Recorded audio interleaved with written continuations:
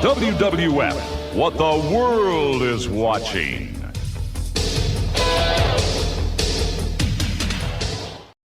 Turn it on and rip the knob off.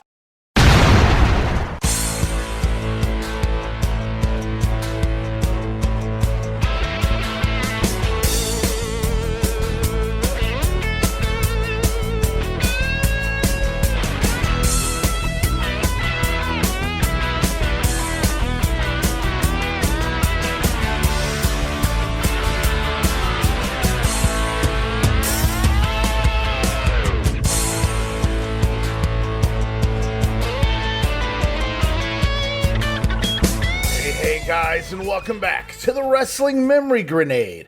Now at episode 176, I am Ray Russell, and it is time for the fallout for the 1989 Royal Rumble. Had fun the last 2 weeks covering that with, well, you listeners out there, and of course my brother joining us for the second half of the program last week, the definitive edition in the books of the 1989 Royal Rumble. Some new feuds are brewing. The Ultimate Warrior and Rick Rude. The Mega Powers continue their storyline with the Twin Towers. We're going to see that here this week on Superstars as well in just a couple minutes as we move into the third week of 1989 WWF TV, kicking it all off with the Superstars of Wrestling, January 21st, 1989.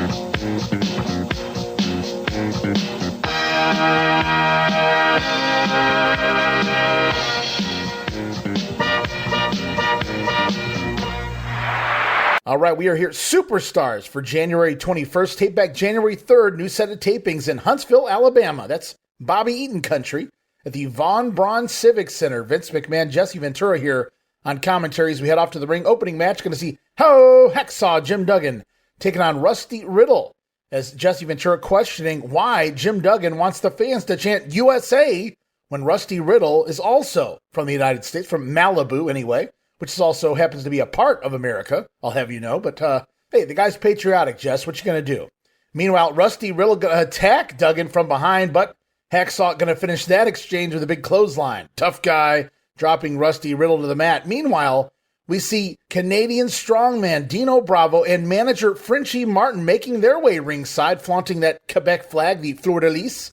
Meandering, as Vince McMahon puts it, around ringside are Dino and Frenchie, making their presence known to the fans, and more importantly, to Jim Duggan. Though Hacksaw doesn't react, he doesn't even sell it, which seems to upset the heels.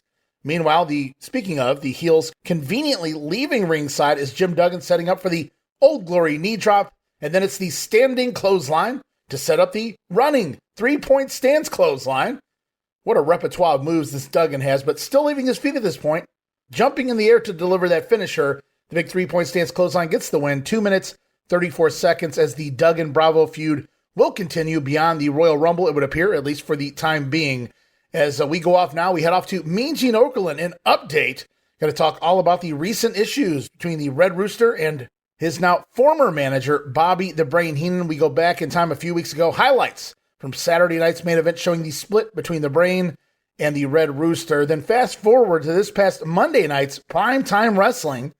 We see why they call Heenan the Brain when he tricks Terry Taylor into making amends. Bobby Heenan offering a handshake, which leads to the Brain slapping the Rooster right there on the USA Network. And then Terry Taylor coming after his former manager when, boom, from behind, Steve Lombardi attacking the Red Rooster with a bar stool to the back of the head, dropping Taylor and Gorilla Monsoon. Saying ain't so, Gorilla.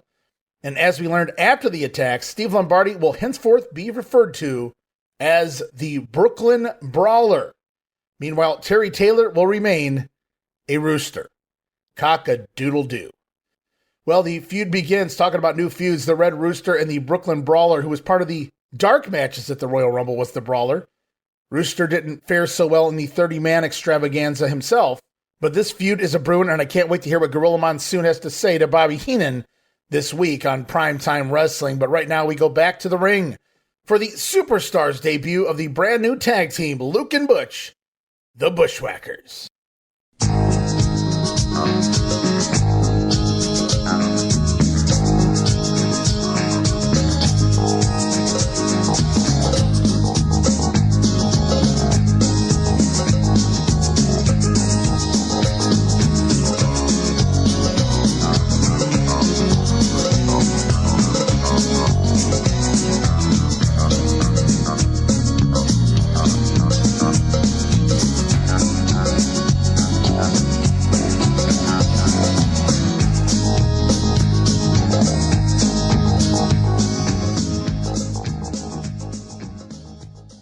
All right, the Bushwhackers have indeed arrived. We saw their, well, you call it TV debut as part of the Royal Rumble match, faring much better than they will in future Royal Rumbles, especially Luke. But here the Bushwhackers in tag team action taking on Tom Stone and Jerry Price as we get an insert promo from the Whackers who love fighting in the pubs, and now they've made it to the WWF. They say the rougher, the tougher, the better the fight, mate. As Jesse Ventura going to explain to Vince McMahon how you tell them apart. Luke is the one with no teeth. That was actually my method growing up, explaining it to other people. The Whackers beating on Tom Stone here, stomping him down. Then it's Price's turn, who eats a nasty, stiff clothesline from Bushwhacker Butch, followed by the running battering ram. Woof, ran right into that one, did Price. And the double gut buster. Got to put Jerry away in 3 minutes and 7 seconds. And wow, that honestly wasn't a bad squash. A little more what I'd call work rate here in their WWF debut, the Bushwhackers. Moves they'd quickly learned to abandon because they simply weren't necessary for the shtick in the months to come. But Jesse Ventura even shoot-laughing at one point on the microphone after the matchup when the Bushwhackers stare at one another and scare each other. Nevertheless, Luke and Butch have arrived in the World Wrestling Federation, and the company will never, ever be the same again. As we go off right now to the event center and Sean Mooney standing by with the Birdman, Koko B. Ware, and the Bolsheviks? Hello, everyone, and welcome to the Event Center. I'm Sean Mooney. A lot happening these days here in the World Wrestling Federation. What about a tag team competition? The Russian Bolsheviks, Nikolai Volkov and Boris Zukov, they have long persevered, and they do not plan to stop until they make it to the World Wrestling Federation Tag Team Championship. Right now, they are standing by. I believe they are joined by the Doctor of Style, Slick. Let me tell you one thing. When you look at Nikolai Volkov and Boris Zukov, you're looking at two of the most fearless men in professional wrestling today. No other team in World Wrestling Federation history has faced as much competition and fierce competition, I might add, as these two men have. Yes, we faced the Bushwhackers. Yes, we faced Demolition. Yes, we faced the Powers of Pain. And you name them, and these two men have gone head-to-head and toe-to-toe with them, and they haven't bagged down. They don't know the meaning of the word retreat or surrender, and we will never stop until we have the World Tag Team title around these two men's waist, and you can bank on that. Russia, #1. Well, the Russian Bolsheviks, with not a lot to say, actually had nothing to say. Slick just about covered it all with their game plan: never give up, never surrender. Well, right now, standing by is a man who never gives up. He is the Birdman, Koko B. Ware. Oh, yeah! What about it, Frankie? Yeah, brother! We feel good, brother, because you know why we feel good? Because we don't take a backseat to nobody in the World Wrestling Federation. We don't care who they are, brother. That's right, bigger they are, harder they fall, brother. That's the reason why they call us the Birdman, brother. That's right. That's the reason why they call us the Bird, because we love to fly all over the ring, brother. We love to have a good time. So I'm going to tell you one thing, ladies and gentlemen. Sit back and enjoy yourself every time you see the Birdman flap his wings and do his thing, brother. Because I'm telling you right now, you got the best excitement coming your way, brother. Coming from the Birdman along with Frank. And I'm going to tell you another thing, opponents. Get ready and beware of Koko Beware. Well, Nikolai and Boris Zukov not only cutting a promo, but with the Doctor of Style, Slick, someone who abandoned them essentially off camera at the Survivor Series back in November of 1988. We haven't seen the Slickster with the Bolsheviks since before the big Thanksgiving night pay-per-view. Come to think of it, we haven't seen a whole lot of Nikolai and Boris teaming up for that matter, and we won't moving forward. So very odd placement here of this promo. We usually see these generic promos after pay-per-views as they're rebuilding for the bigger name talent, but I don't believe this is even a new interview. This feels old hat to me, really. I feel like they pulled this out of the archives, if you will, just kind of random throwing the Bolsheviks involved there. But hey, it is what it is as we continue on back to the ring for singles action featuring Ravishing Rick Rude with manager Bobby the Brain Heenan and his opponent, Josh Stroud, looking good out there. Rick Rude asking the fat Huntsville heifers to keep the noise down while he takes off his robe and shows off his body. Huntsville heifers. Ouch. And Vince McMahon going to compare the Ultimate Warrior and Rick Rude's physique here, comparing Rick Rude's horse manure physique to the Ultimate Warrior's ice cream. Horse manure to ice cream. We'd hear that promo again. Bobby Heenan in the feud between Lex Luger and Mr. Perfect. So maybe this was a Vince line that he fed Bobby all the way into the future of 1993. Very interesting. We also get an insert promo here from UW, the IC champion, as he warns Rick Rude the power of the Warrior will eat him alive. As the action gets going, Josh Stroud with a pair of drop kicks, looking good. Josh going to attempt a third drop kick here, but Rick Rude simply punching him in the face mid-jump.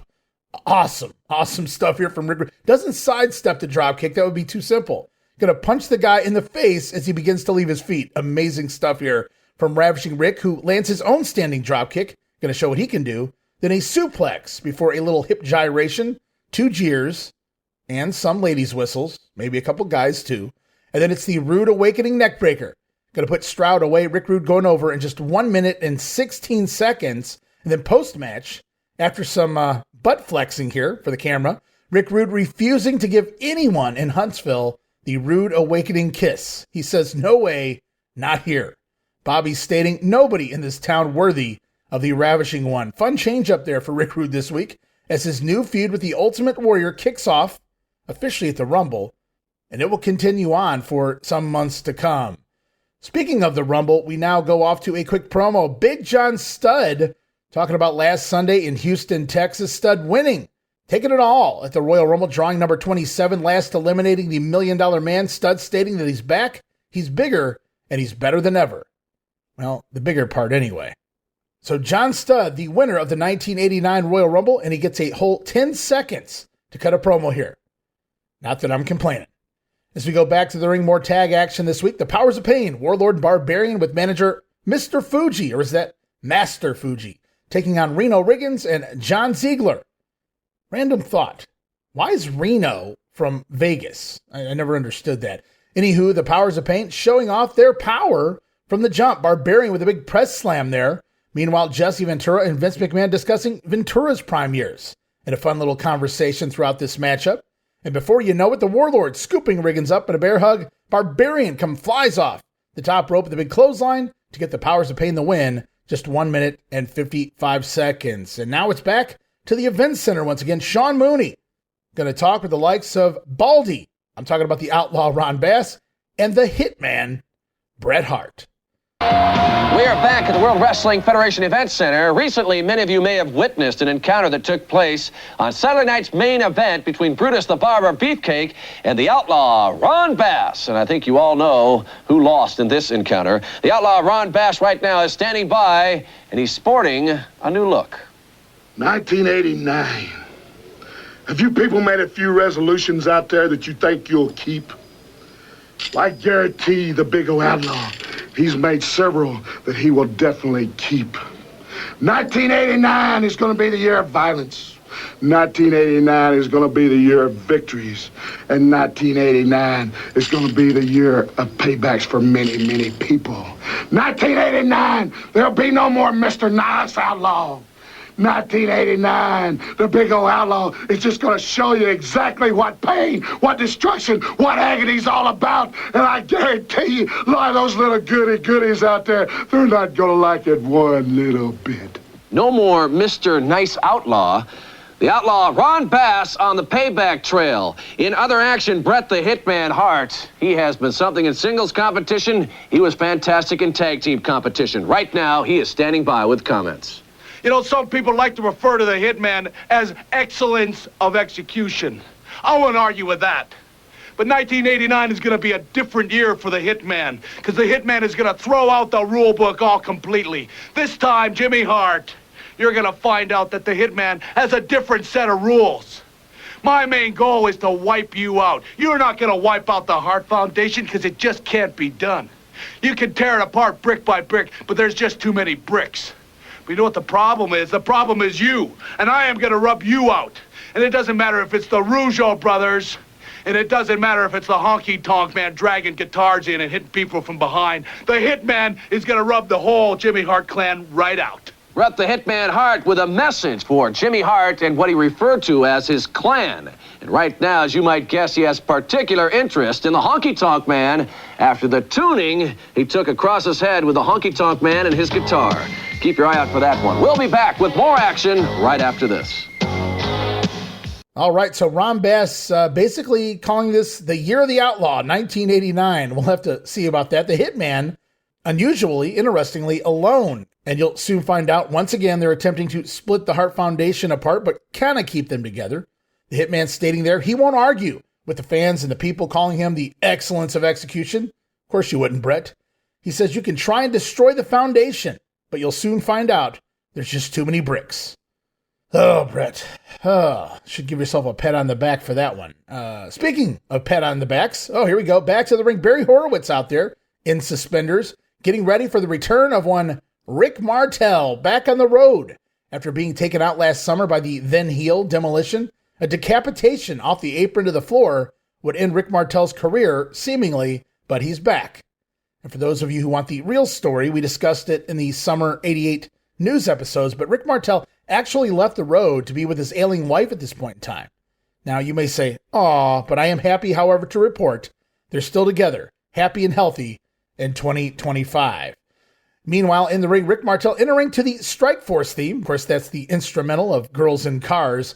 Jesse Ventura thought Rick Martel was smart enough to stay retired after the severe injuries he suffered back in the summer, though we are not mentioning how he was injured since the Demolition are now baby faces. Though you'd think Rick Martel would want a little revenge. Anywho, it is a little pat on the back from Horowitz, and holy shit, does Rick Martel, as he hops in the ring, look in shape.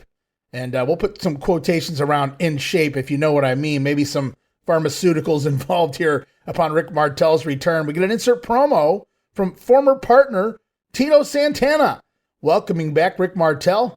And even though they are now singles wrestlers, Tito stating how he'd love to team up with Rick Martel again down the road. Arriba! Oh, I bet you would, Tito. Fun opening sequence. Going to see Rick Martel cartwheel around a Barry Horowitz backdrop attempt, and Rick lighting up Horowitz with a pair of drop kicks. And then it's another cartwheel by Martel out of a Barry arm wringer. Rick looking absolutely phenomenal in the ring here. Very fluid counters in between some arm work by the babyface. Going to monkey flip Barry Horowitz out of the corner and land the fucking Polish hammer. Or is it the Montreal hammer, followed by the Boston Crab? Or is that a Quebec Crab? I don't really know, but I do know the Rick Martel Boston Crab going to get the submission win.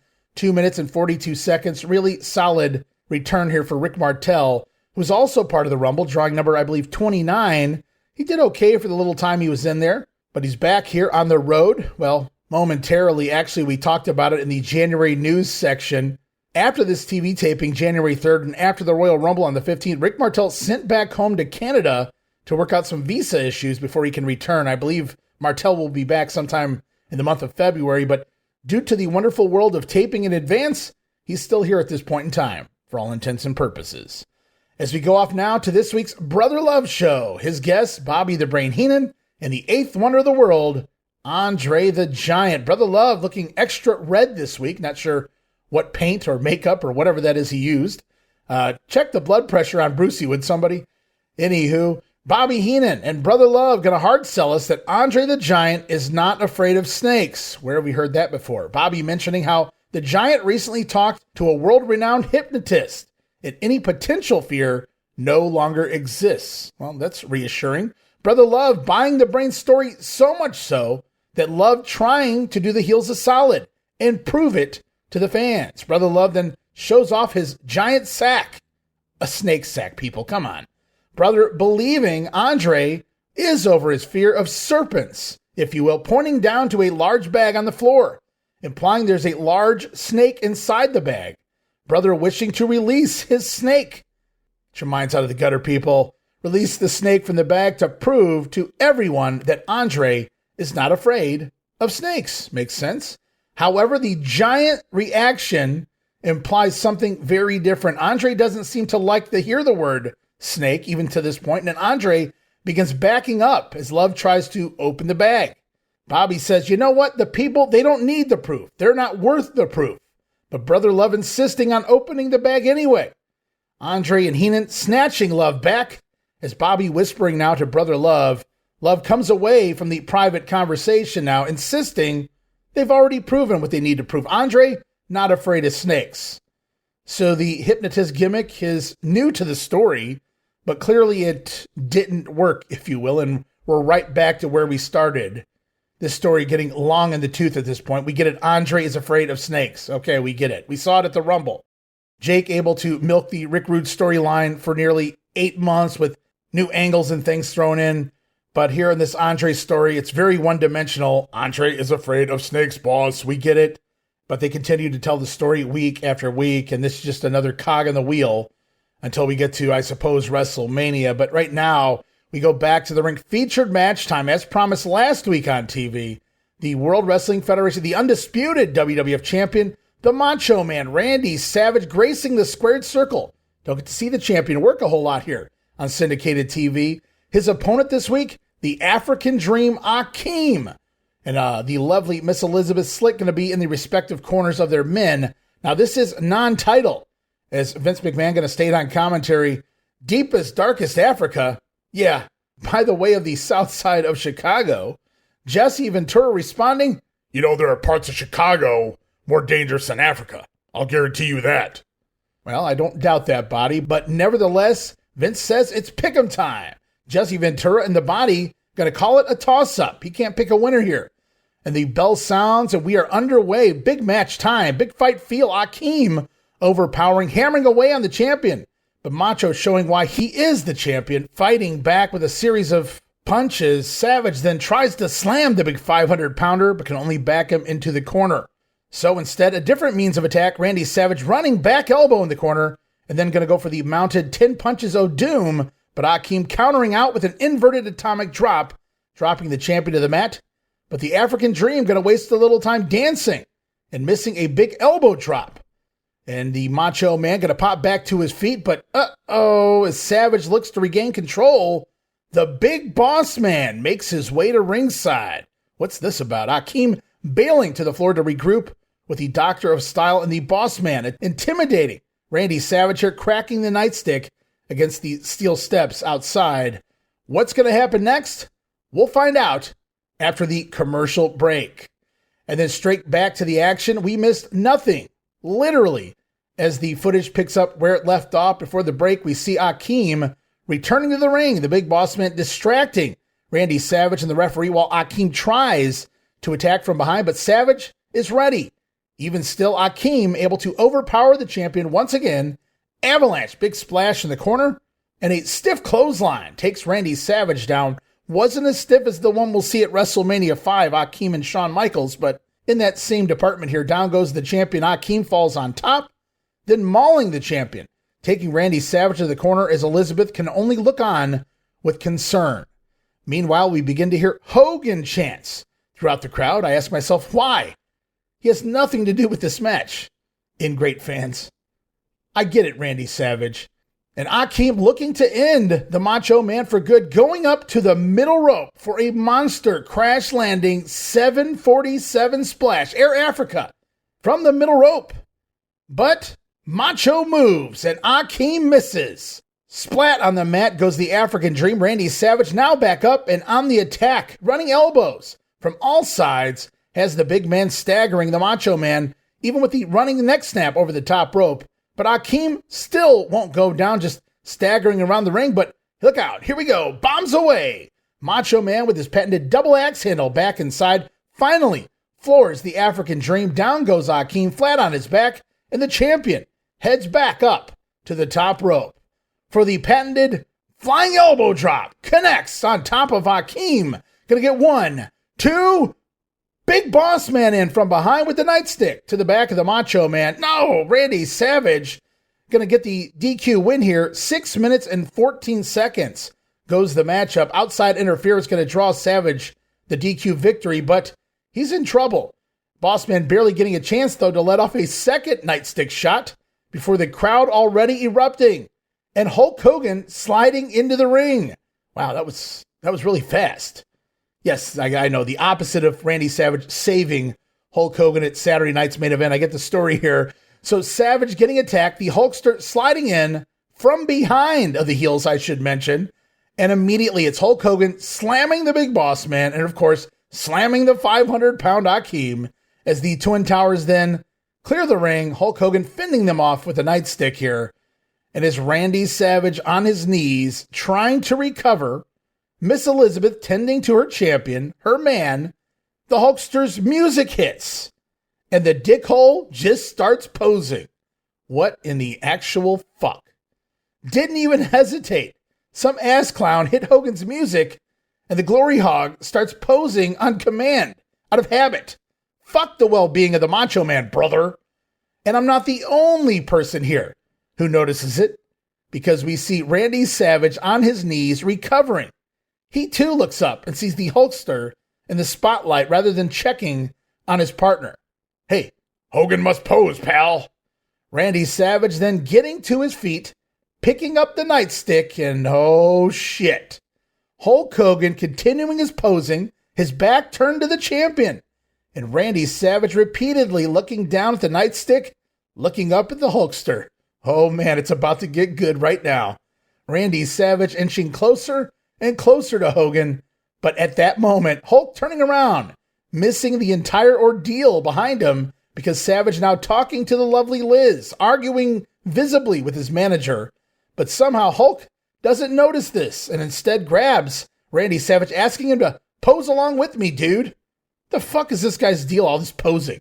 Fucking weird then, even weirder now. Anywho, Randy Savage with a couple of poses and then pointing to the aisle, ordering Elizabeth to leave the ring, and she obliges. Savage quickly following Liz to the floor, but Hogan right behind them. Looks like Macho forgot his title belt, so the Hulkster hands it to Randy. Of course Hogan would have the belt in his hand, handing it off to Randy Savage. Meanwhile, the Macho Man tossing Hulk's shirt back at him like a piece of garbage. Randy and Liz then take off well ahead of the Hulkster. Good for them. Hulk kind of looked at the shirt confused as we head off to an event center here, but wow. Now things are really getting good, guys. Fun TV match, obvious finish. We knew there wasn't going to be a pinfall there, at least I felt that. But it was all to set up the mega power ending of this angle this week. It appeared Randy Savage had seen enough of old Hulky and was ready to bash some brains in with the Boss Man's nightstick there, but somehow managed to calm himself down, keep his cool, and be the bigger man. He is the champion after all. Hulk Hogan then coming out to make the save, though, has to make sure that he slams both of the monster heels and immediately begin posing rather than checking on his mega partner. Now, people are going to point out, hey, Hulk did walk over and talk to Randy or check on Randy. Yes, people, he went over for about approximately 3 seconds, then turned around and began to pose. So there's that. If you want to be a Hulk Hogan fanatic, there you go. You have that to cling on to. Tell yourself that at night. And while Randy Savage elected not to blast Hulk Hogan into next year with that nightstick, he did a few poses and left without Hulk Hogan, who was trailing far behind. The entire storyline, an absolute masterpiece. Holy shit. Give me more, guys. And they will. The best part of it all. And it's fun. You can kind of look at this story from either side at this point, and we'll continue to do that all the way into WrestleMania season, as you guys will find out. But right now, we go off to the Event Center. One more this week on Superstars. Sean Mooney standing by with the likes of the Mighty Hercules and the Fabulous Rougeaus with manager Jimmy Hart. Well, as always, a lot of action taking place here in the World Wrestling Federation. We'll keep you up to date on that situation. But talking about action, the Mighty Hercules. He weighs nearly 250 pounds. He wears his chains by choice. And right now, he is standing by with a message for all his future opponents. You know, everybody's got their trials and tribulations, and everybody's got their cross to bear. And the Mighty Hercules isn't a man to stand up in here and complain to you people.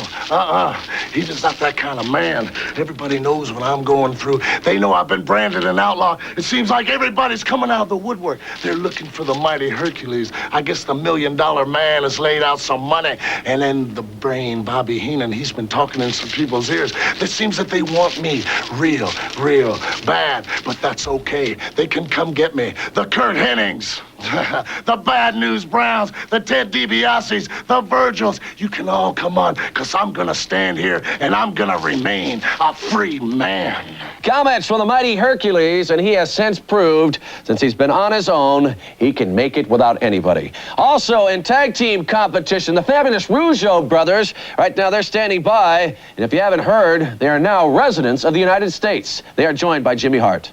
You know, it was the greatest proudest day of my life when the fabulous Rougeau Brothers walked into it. I'm so proud of you guys. That's right. We're all American boys. You know what's great about all this is the future looks good. There's light at the end of the tunnel. And you know why? Because they took 2 prospects from up north of the border and they said, please come and move to the United States and be our neighbors. You're the greatest thing in the world. Jimmy, you've been fabulous for us. I mean, a brand new record. A brand new record. You found us a beautiful house in Memphis and a lot of money coming in. Thanks to you, Jimmy. Jimmy. Oh, thank you guys so much. You're the greatest. No, guys, you're the greatest. Hercules, a free man now and forever. The fabulous Rougeaus there talking their new record deal. More on that in just a few moments.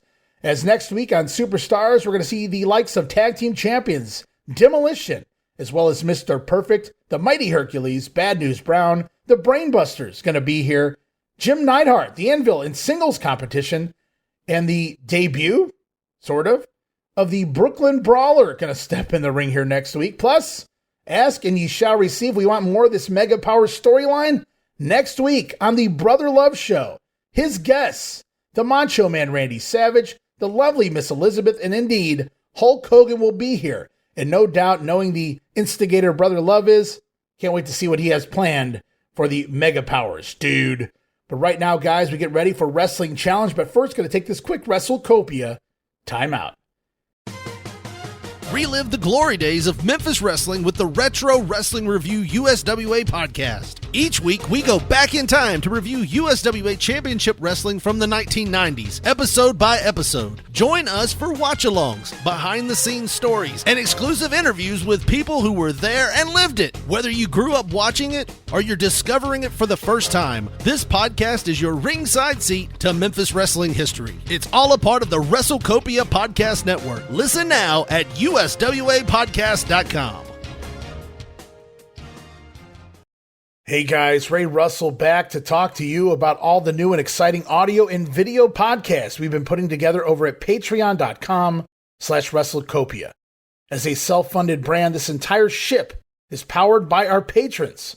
It's your support that keeps all of these wonderful shows going here at WrestleCopia. And with that said, I wanted to mention that we now have 3 major tiers with tons of Patreon-exclusive next-level content for our Patreon supporters. And it all starts with the $5 all-access tier, which gets you early access to many of the weekly podcasts, at least a dozen monthly digital downloads for your viewing and reading pleasure, the insanely detailed show notes for the Wrestling Memory Grenade Regional Wrestling, and the OG Monday Warfare podcast, plus random bonus video drops, archived old-school audio watch-alongs from the early years of the brand. And if that's not all, the brand new Patreon-exclusive podcast, Ranting Raw, featuring yours truly, Ray Russell, completely uncensored, unfiltered, with honest takes, taking patron questions and addressing various topics from throughout wrestling history. It is a whole lot of fun wrapped under the all-access tier for only $5, but things get even hotter with the VIP Superfan tier. For just a few dollars more, you get everything already mentioned in the all-access tier, plus as part of the VIP tier, a whole new slew of videocast series where it's not just your typical watch-alongs. Sure, we laugh, we have fun, but we're also breaking down the history, the context, and the why behind what you're seeing. And as part of the VIP tier, you have access to Dan Gennety's Puro Resu Academy videocast, the Coliseum videocast with co-host Gene Jackson, and the Monday Warfare videocast, Raw vs. Nitro, breaking down the history of the Monday Night War. Plus, you also get the Memphis 1985 folder of goodies and all show notes for the Puro Academy podcast and Gene's Retro Review Show. Lots to be had there at the VIP tier. But wait, there's more. For those WrestleCopia backers who crave even more from the brand, we bring you yet another level of content fit for a warrior, because it is indeed the ultimate tier, which gives you everything from the all-access pass, everything from the VIP tier, plus you will receive access to the big ones, video series featuring a lengthy look and discussion into some of the biggest pay-per-views, super shows, and other events from throughout wrestling history, It's also a great place to keep up with the big events that coincide with the Monday Warfare video cast and so many other big events from years gone by. You'll also have access to the newest big hit to the Copia brand. I'm talking about Regional Wrestling Unreal, the video series. Get ready for the next level in regional wrestling as we dissect territory history in video form. Watch along with us.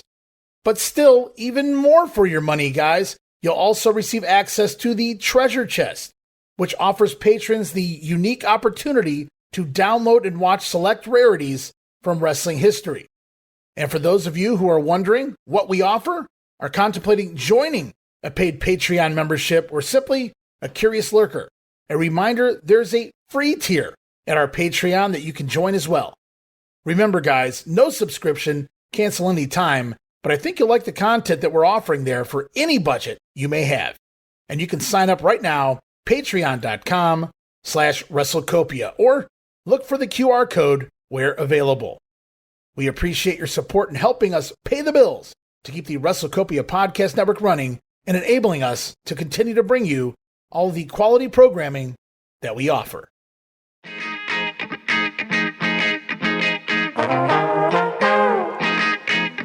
Hey, it's Bob Smith, and guess what? The Outdated Wrestling Hour is now part of the WrestleCopia podcast network. But hey, no fear, you're still going to hear the unique guests, comedy, music, authors, journalists, funny people. Who knows who's going to end up on the Outdated Wrestling Hour? Remember, it's all new and all old. So check it out in the WrestleCopia podcast network and wherever you get your podcasts. Listen if you know what's good for you. All right, we are back and ready to roll. WWF Wrestling Challenge, January 22nd, 1989.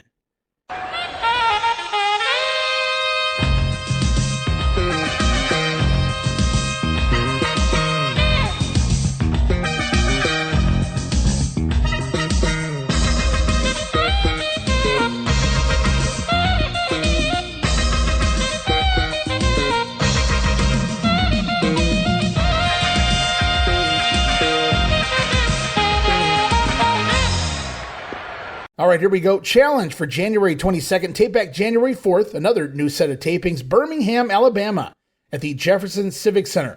Bobby Heenan, Gorilla Monsoon on commentary, per the usual. Ed Rico, Assistant Executive Director of the Jefferson Civic Center, welcoming us to the city of Birmingham as we head off to the ring for Jake the Snake Roberts, taking on Tom Stone. As we get an insert promo here from Jake and Damian. Jake stating that snakes have been around since the beginning of time. Just ask Adam and Eve. Jake going to learn to deal with Andre, but Andre going to have to learn to deal with Damian. As we go back to the ring for action, Tom Stone getting in a few shots early on, but the patented Jake Roberts knee lift going to put an end to that. Jake then, for the finish, going to fake Tom out with a punch. Stone going to duck, but he ducks right into the DDT. Going to give Jake the win in just 2 minutes and 7 seconds. And then, of course, the usual post-match Damian fun for poor Tom Stone. You got to love how Jake would work different ways into his finish. He didn't just set up and call for it every week. Sometimes these guys literally walk into it, a la Tom Stone here this week. But we continue on. Special interview time up on the platform. Mean Gene Okerlund welcoming out the ladies champion, Rockin Robin, who talks about dethroning the Sensational Sherri for the title back in the fall, Paris, France. Robin talks about the excitement of winning the belt and hopes to continue as the champion for some time to come. She tries not to get relaxed in the champion role here, but out comes the former champ talking about the Sensational Sherri, sauntering out and doesn't appear to be in a very good mood either. Sherri calling Robin the biggest disgrace to the women's title ever, going further to say Robin doesn't even deserve to breathe the same air as the Sensational one, noting Robin won't be able to beat her if they step in the ring again. Sherri looking to regain the belt there, no doubt about it. Robin, finally, though, hearing enough of Sherri's nonsense, cutting her off.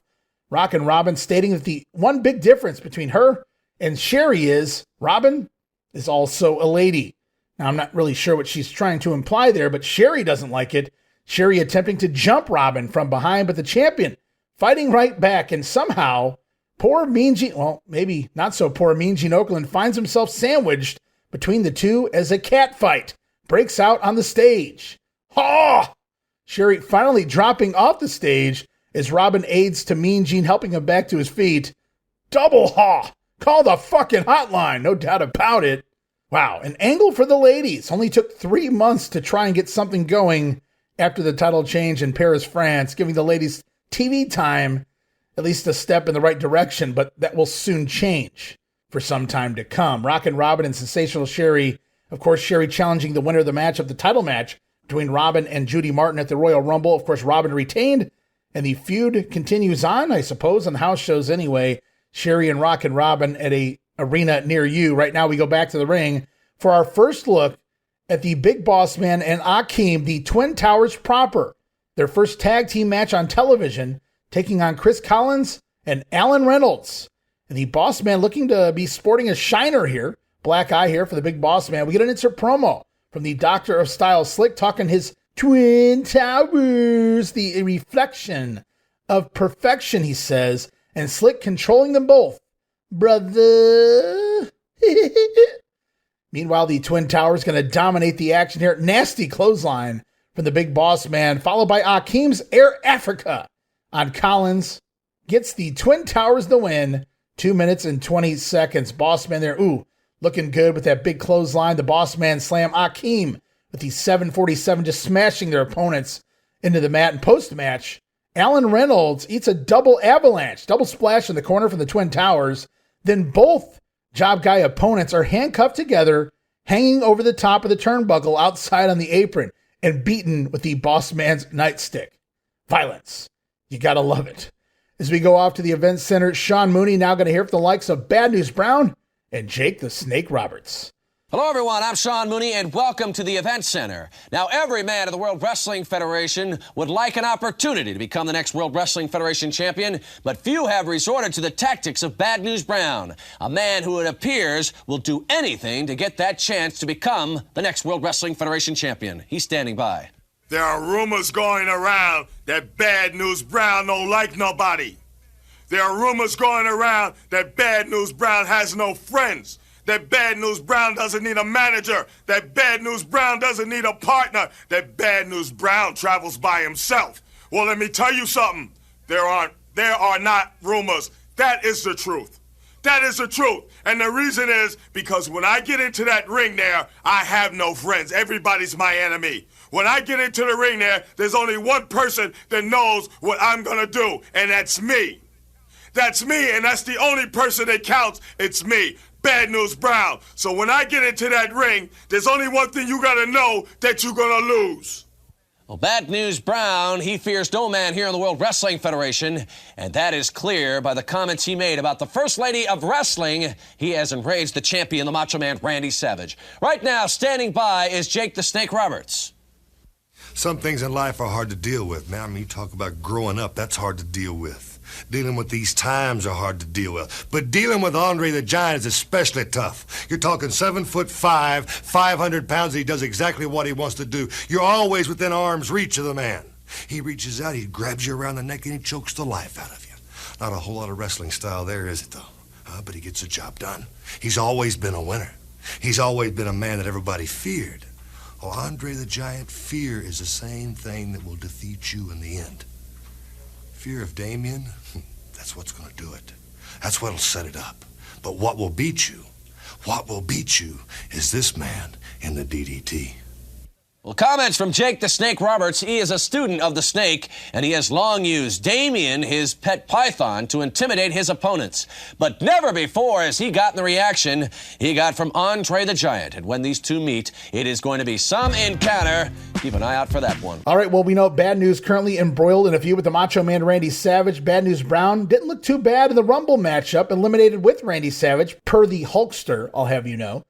But Brown's still hanging around that semi-main event, and you can't really argue the main event right now, going after the world champion. Meanwhile, Jake Roberts, married to the Giant here on the house shows. It's Jake and Andre for some time to come, as Nintendo Entertainment System presents the Mighty Hercules and his torture rack O'Doom, and then back to the ring for the Blue Blazer, taking on Dusty Wolf. Blue Blazer back on WWF TV after that injury, the groin injury, at the Survivor Series. Now, no fancy top rope entrance here from the Blazer man. Kind of protect the junk, I suppose, which makes me curious to see how Owen works this particular matchup. And we do get some fun counters from the Blazer, moving okay early on, doing Owen-like things. Nothing over the top, cautious, but solid. Bobby Heenan on commentary continues to try and figure out who the Masked Man's identity is. Who is this guy? As we learned, there's a profile on the Blazer in the latest edition of the WWF magazine. Meanwhile, in the ring, it's a snap suplex and a missile dropkick off the top to the face of Dusty Wolf. Then it's the Owen Hart-like belly-to-belly suplex. Sets up for a top rope splash. Going to give the Blue Blazer the win, 2 minutes and 36 seconds. And post-match, hey, there it is. Backflip off the top rope onto his feet. Hey, he fooled us. Owen Hart back to perhaps 100% out here. Blue Blazer looking good in action this week as we go to a WrestleMania 5 bumper. Coming April 2nd, 1989. WrestleMania 5. Can't believe just over 2 months away. And oh man, here we go. I like this. Standing in the ring, the team of Tim Horner, White Lightning now part of the company, teaming with Omar Atlas, rugged, grizzled veteran there. Atlas and Tim Horner, their opponents this week, Jacques and Raymond, the fabulous Rougeau Brothers, along with their manager Jimmy Hart ringside. But oh shit. History being made right here, right now, as the fabulous Rougeaus debut their self-sang, self-titled, brand new theme song, All American Boys.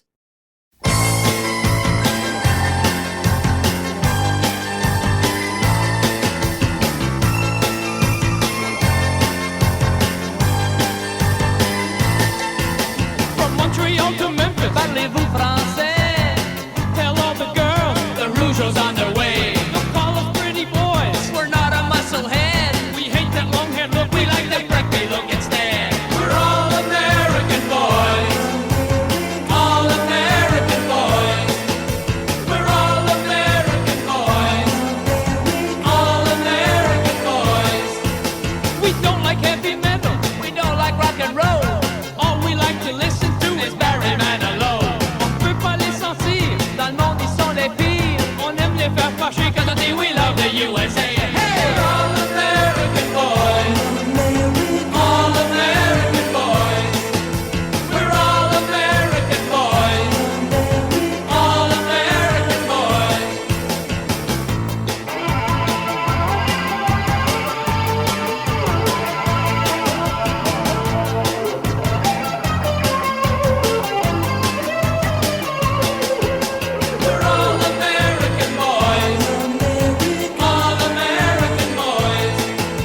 We're all American boys, all American boys.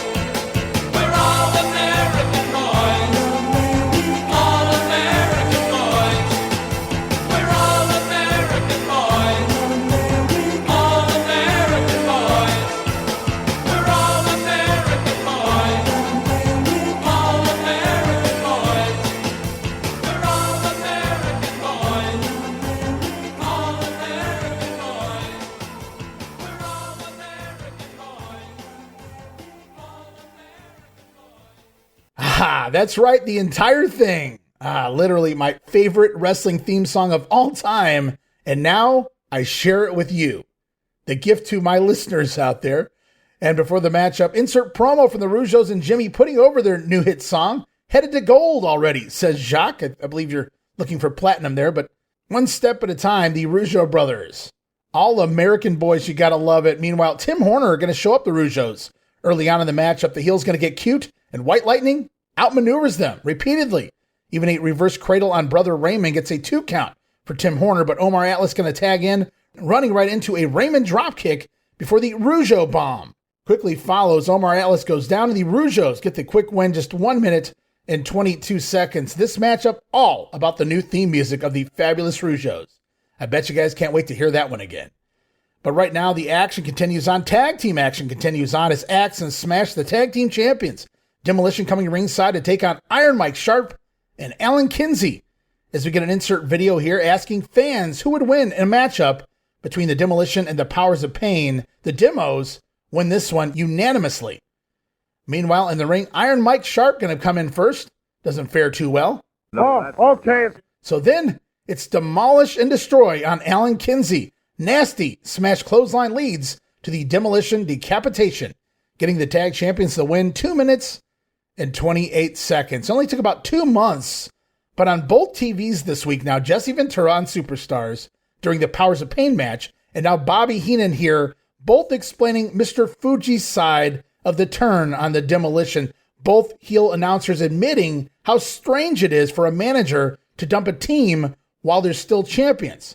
But also both heel announcers explaining that Fuji felt Demolition had stopped listening, began disobeying their master, which is a huge no-no to someone like Mr. Fuji. So he went out and found a team that he has more faith in and that will listen, the Warlord and the Barbarian. So we've kind of heard that in the past. They're kind of pushing it a little more here this week. It's never a coincidence when you hear both announcers make reference to the same thing on the same weekend of TV. So they're trying to explain a little further why Fuji turned on champions like he did, but still a little odd to me. As we go off now to Special Report and Lord Alfred Hayes, it's more on the turn of the Red Rooster on Bobby Heenan, the feud now with the Heenan family and Terry Taylor in the debut of the Brooklyn Brawler. Then it's back to the ring, singles action involving Mr. Perfect Curt Hennig taking on Jose Luis Rivera. But as we come out of that special report, Bobby Heenan says the Red Rooster got everything that was coming to him, and more on the way. Gorilla Monsoon says he's got his own score to settle with that piece of garbage, the Brooklyn Brawler. Boy, I'd love to have seen that. Bobby Heenan making it clear to Gorilla that that is completely between Monsoon and Lombardi. Bobby has nothing to do with that. He did not mean for Gorilla to be attacked. Interesting way to play it up to keep these two together on commentary. I was wondering how they were going to work this shtick with Gorilla and Bobby after that attack on Primetime Wrestling last week. But let's not forget we have a match in the ring from the Iron Man from the Royal Rumble, Curt Hennig drawing number 4, lasting until Hulk Hogan came in, I believe at number 20. So Mr. Perfect had quite the showing, going after heels and faces. And we get an insert promo here from Mr. P, who tells the fans to look in the mirror and realize what they see is not as perfect as he. Now you're catching on to the character, Curt. Mr. Perfect in the ring, but Jose Luis with a surprise roll-up for a 2 count. And then a dropkick sends Mr. Perfect out to the floor. Hennig gonna return with extra aggressiveness, locking in an Indian deathlock while he slaps Jose around on the mat. Rivera, though, finally let free and fires up in revenge. But Jose gonna miss a middle rope reverse crossbody. Hennig gonna capitalize immediately with the perfect plex, gonna get the win. 2 minutes and 51 seconds. Curt Hennig looking good in the Rumble match and remains undefeated here in singles action. As we go off now to the event center one more time, it's Sean Mooney. No, that's Billy Redlion standing by, setting up an interview with the Intercontinental Champion, the Ultimate Warrior. And now let's go to everyone's favorite, the Intercontinental Champion, standing by, the Ultimate Warrior. Yeah! People wonder, does the Ultimate Warrior ever come down to that normal level of consciousness? Never! I cannot let my guard down or my defenses down for 1 second. I live intravenously at the power of God from the heavens above. The same men that tested me time and time again and put the flow and the power in these veins and this muscle. Don't be surprised, warriors, if I'm being dragged down gravel roads behind the WWF truck.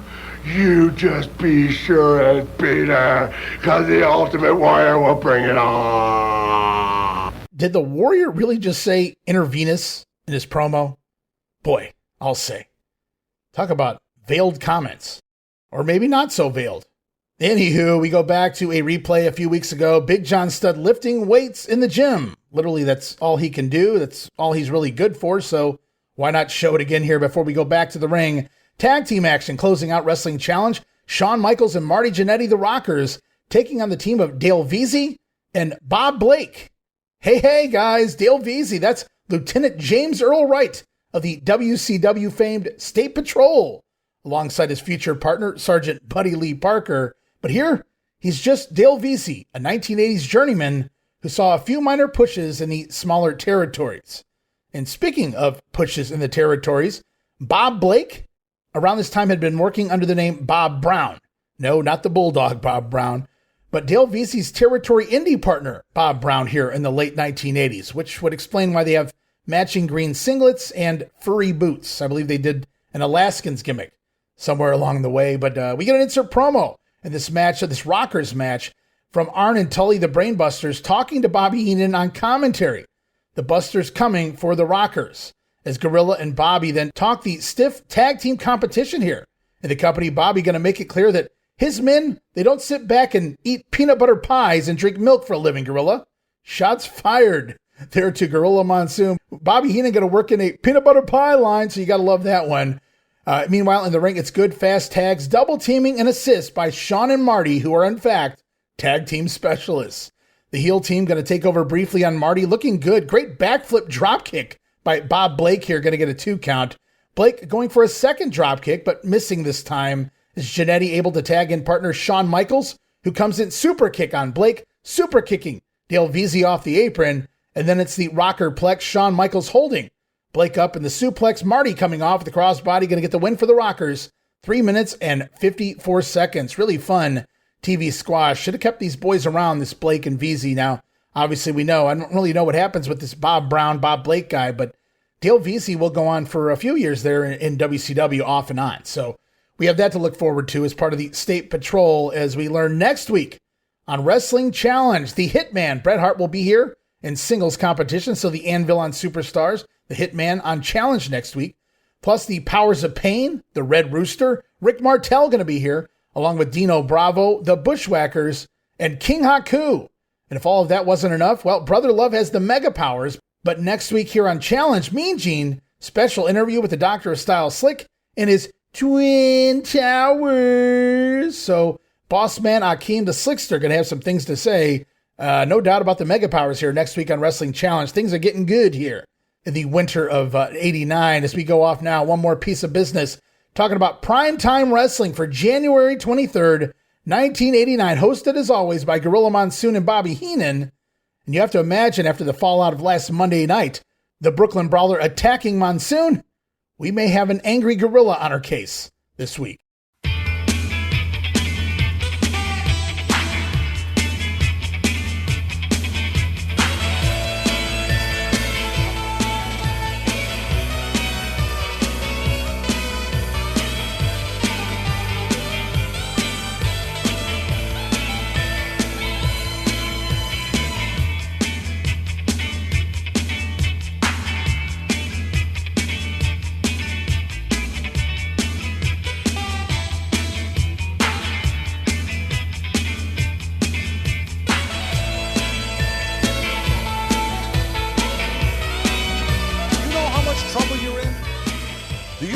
Trouble you're in with the World Wrestling Federation, with the USA Network? You're this close, Brain, to being unemployed. You know that? You're not off the hook by a long shot. I apologize to you. You apologized. You apologized last week to somebody here, didn't you? But that was different. Yeah. I never meant just for you... Just another one of your scams, wasn't it? I never meant for you to get hurt. Another one of your flim-flam... See what I got here, Brain? Let's go to a match. No, we're not going to any match. I'm not finished yet. You think this is over? You think I've forgotten this? I never meant for you to get hurt. That piece of garbage that you brought on here? Brooklyn, wait till I get my hands on him. Well, wait, let me explain something to you before you go overboard here. We meant to do a number on the Rooster. Yeah, I'm sure you did. I'm telling you the truth, we did, because nobody touches me and does that to me. I never meant for you to get hurt. You know that. We disagree about a lot of things, but I never meant for him to do that to you. He just went overboard. Oh, yeah. And he apologizes. Like you do on a lot of occasions, right? I'm sorry. Are you crazy? Shake hands. The last time you shook hands with somebody? I got glasses on. What? Excuse me, folks. Sometimes I get a little carried away myself, and I think I'm justified. I'm sorry. What more can I say? I didn't mean for that to happen to you. I don't believe what you say anymore, Brain. How do you want me to prove it to you? There's no way you can... You've taken my phone. You'll never get your hands on this banana phone. Fine, again. It's yours. I don't want it anyway. I will never believe you again. That's the last time you will ever flim-flam me. I didn't flim-flam you. You certainly did. I suckered him. You suckered him. Can I help you? You're the Lone Ranger and you Two want to stick suckers. up for everybody? You and that other piece of garbage from Brooklyn. Monsoon, I am sorry. This is not over by a long shot. Let's go to our opening match. What, are we going to a match? What are we going to do? No, we're not going to a match. We're not going to a match. What, are you just going to run me over the coals all night? Probably. I apologize to you. I said I was sorry. I don't care if he ever walks again or ever wrestles again. He's going to be just fine. He's a tough youngster. I'm not a tough youngster. There's too many young guys on there who want to beat on my old body, and obviously the Brawler's one of them. He got carried away. I apologize. I said that. Would you want him to come out here and apologize to you? I'll tell you what, I'd like to take a look at his face right about now. Yeah, I could. I've got a little vengeance left in me, Brain. I don't know. Maybe you weren't responsible for him hitting me with it. No, I'm not. You were responsible for bringing a guy out here, though, weren't you? Yes, I will take responsibility. I give you my word. You don't give me your word isn't any good. Please. I don't know what else to tell you. I was getting a little mellow. Now I had to see it again. Now I'm all upset again. It was premeditated. To him, not to you. You didn't set that whole thing up? Yes, but not for you to get hit. I've told you that. I am sorry. What more? You want blood out of my wrist? That might help. Well, then take it. I'm sorry it happened to you. I never meant for you to lay here or even get involved. It's none of your business what went on there. It's none of my business. No, I mean, that's why we didn't... This is primetime wrestling. This is my program. I meant what happened between me and the Rooster. Then I understand from some very reliable sources that you came out here and made a mockery of the whole thing. Oh, I never did that. Yeah? I came out... I could get my hands on that footage. Come here. We could This show guy. that. Didn't I ask you to condition a Monsoon? Didn't I? Don't walk out of here. I was concerned with how you were. I apologized to the people and everything. I bent over backwards to find out your condition. Not. I asked for the minute you were due back to let me know when. Yeah, so that you could run like a thief in the night. Are you going to hit me? He's trying I'm trying to hold myself together here, folks. We'll be right back. Well, there you hear it, a three-parter there. Clipped three different parts of the show together. Monsoon not letting it go, talking about that piece of garbage, the Brooklyn Brawler. Wait until Monsoon gets his hands on him. I wish I could have seen that. Would have been awesome. What you can't see here on the audio is Gorilla carrying a 2x4 with him, a la Jim Duggan this week. Got to keep the brain in check, I suppose. Bobby Heenan relentlessly for the next 2 hours apologizing to Gorilla, offering to shake his hand, but Gorilla getting hostile. He saw what Bobby did when he tried to shake the hand of the Rooster last week. So Bobby going to point out, hey, I got glasses on. Bobby Heenan wearing glasses this week to make sure Gorilla wouldn't hit him. You wouldn't hit a man with glasses, would you, Gorilla? But Bobby swearing he didn't mean for anything to happen to Monsoon, pleading for the forgiveness throughout the entire 2 hours of the program. Really fun banter as we continue on with the program. Coming out of a replay of the Randy Savage Akeem match, Gorilla Monsoon says he saw some sparks flying between the mega powers. What's right and what's wrong? I'm trying to be your friend. Did you understand what happened at the end of that match, other than the fact that there was a disqualification? Did you see the little bit of sparks flying there between the two mega powers? Well, women always get between men and cause some kind of trouble. I'm talking about women. I'm talking about what the Macho Man, the strange look he had on his face. Well, he's a strange-looking guy to begin with. But you're right. Whatever you say. Hulkster was good enough to go and collect everything that the Macho Man had left behind, the belt, his neckerchief, everything, go back. And he still had that strange look in his eye. Kind of, I don't know, it was a little bit weird to me. You like lobster? Forget about it. So Monsoon there noting the strange look from the Macho Man given to the Hulkster. Hogan was good enough to collect everything for the Macho Man, even to return his title. Gorilla Monsoon starting to see a few chinks in the armor, if you will, as next week we learn Primetime headed on location to Tucson, Arizona, an old western town.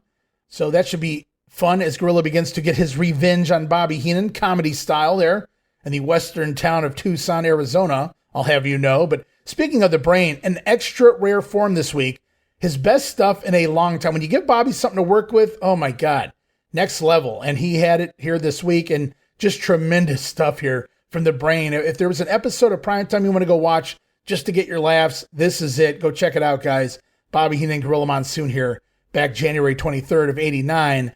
Also, a few exclusive matches this week on Primetime Wrestling, including taped January 3rd, Huntsville, Alabama, the Von Braun. It's Dino Bravo battling Ronnie Garvin to a double countout.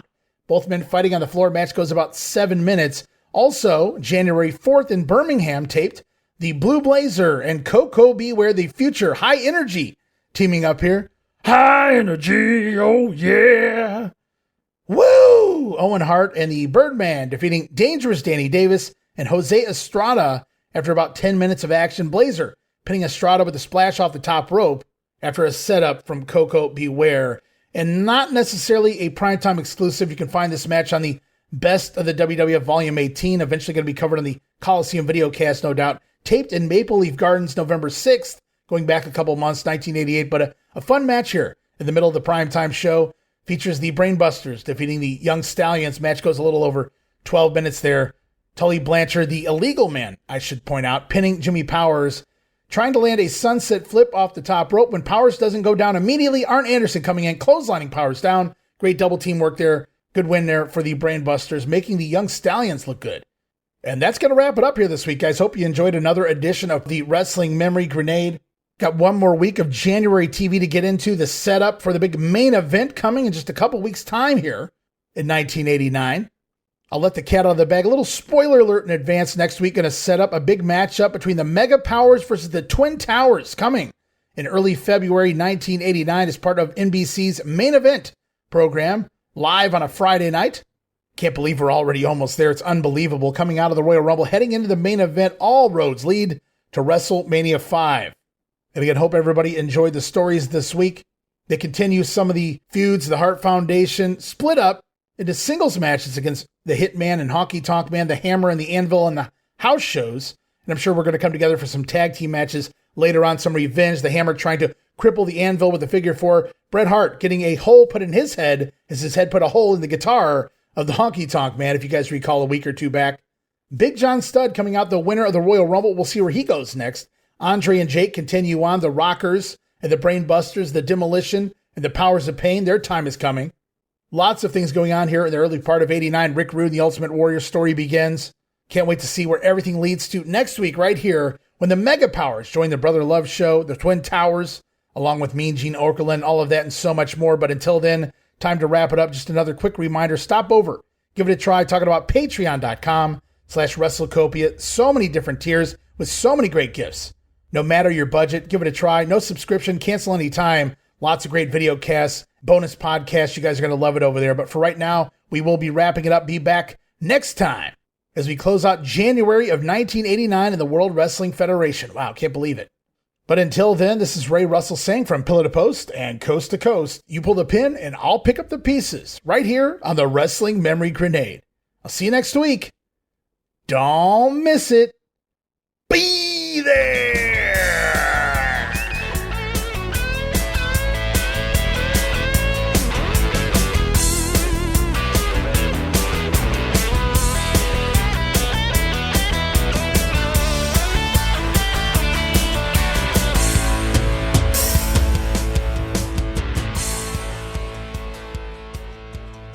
Yeah!